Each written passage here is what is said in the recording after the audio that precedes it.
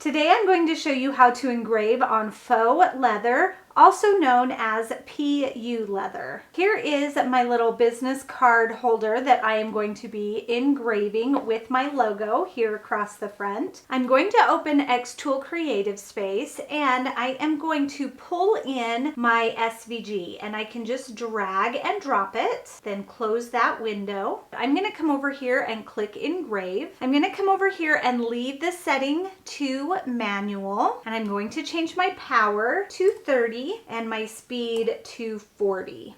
I'm going to take my wallet and put it inside.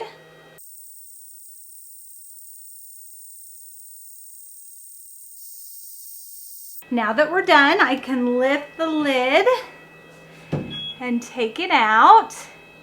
And look at how cool that turned out. Oh, I love that.